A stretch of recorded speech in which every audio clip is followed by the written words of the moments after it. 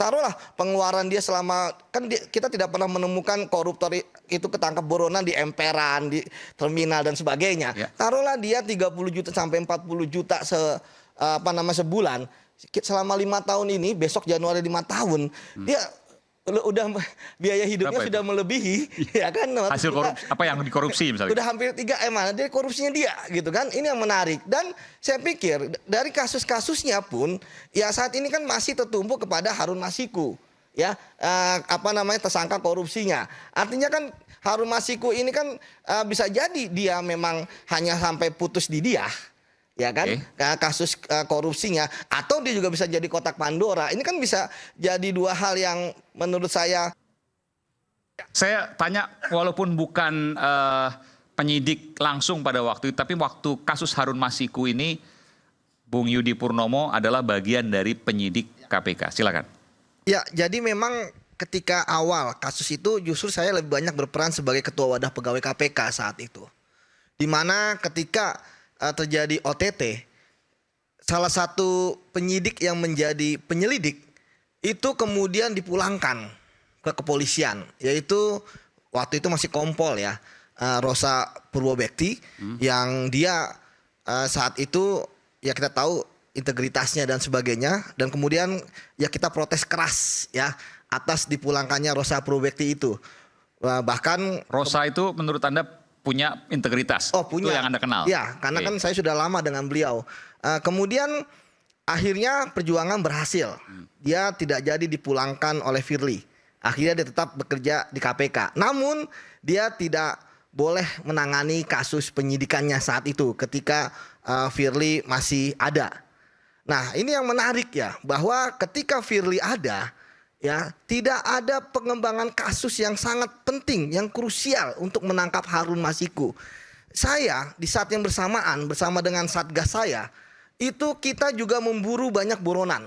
Tapi Satgas kita tidak diperbolehkan ya untuk menangani juga Harun Masiku. Kita saat itu menangani kasus DPO dan berhasil menangkap misalnya Samintan, ya kan, Pak Nur Hadi, bersama Reski, kemudian sebelumnya juga Hendra Sunyoto gitu. Jadi ada 4 lah di saat hampir bersamaan di tahun-tahun seperti itu. Dan psikologis mereka dari pengalaman saya adalah mereka itu ya psikologis kemudian mereka tertangkapnya itu kira-kira 1 tahun.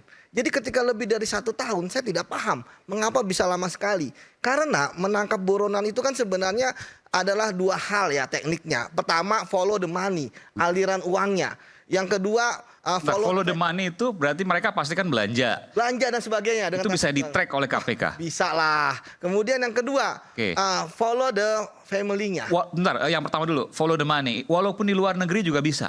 Bisa, nanti kita bisa kerjasama lah. Makanya kita butuh informan di situ. Kemudian yang kedua, follow the family.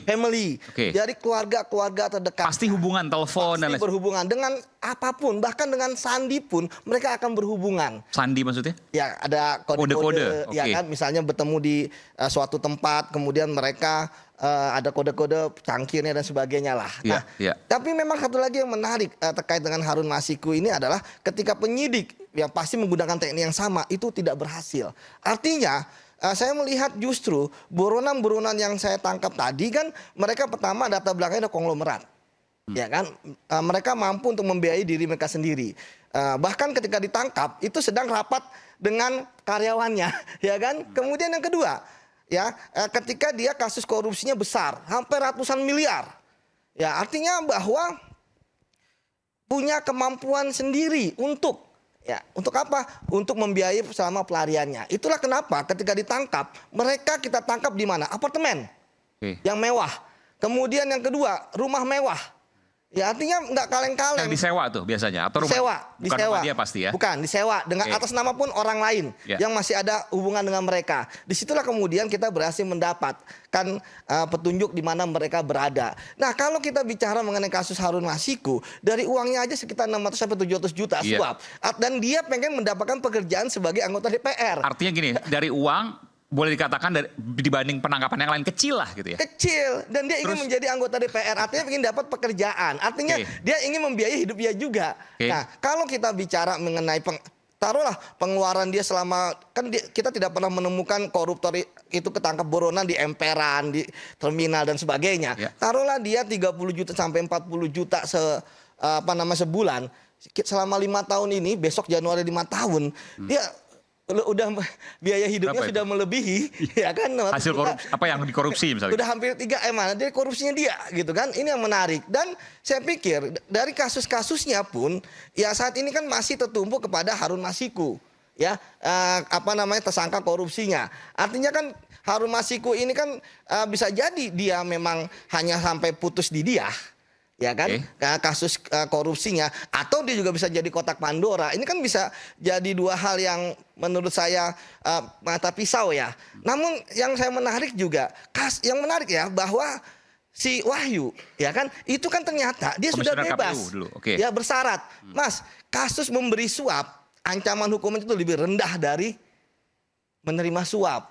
Yang menerima udah bebas? Udah bebas, ya ngapain? Dan ancamannya maksimal 5 tahun. Maksudnya ngapain gimana nih? Ya ngapain dia juga tidak keluar gitu kan, Harun Masiku. Mendingan dia keluar. Taruhlah hukumannya 2 tahun.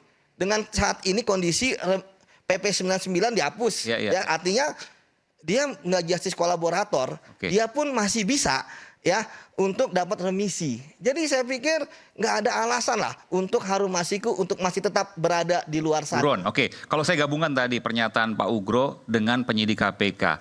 Kalau serius pasti ketangkep. Yang kedua, kalau dari sisi profilnya si Harun Masiku ini, dia bukan kakap-kakap kok. Dia bukan konglomerat kok. Uangnya kecil, jabatannya juga bukan siapa-siapa. Bukan hal yang luar biasa untuk menangkapnya. Tapi pertanyaan saya, mungkinkah, ini karena sekali lagi saya udah undang KPK, tapi kemudian KPK tidak berkesempatan ke sini ya. Mungkinkah KPK sengaja untuk menahan itu, untuk mengulur-ngulur waktu dengan kepentingan tertentu? Jangan jawab dulu, nanti saya akan ke Anda. Saya akan segera kembali saat lagi, tetaplah bersama kami di Rakyat Bersuara.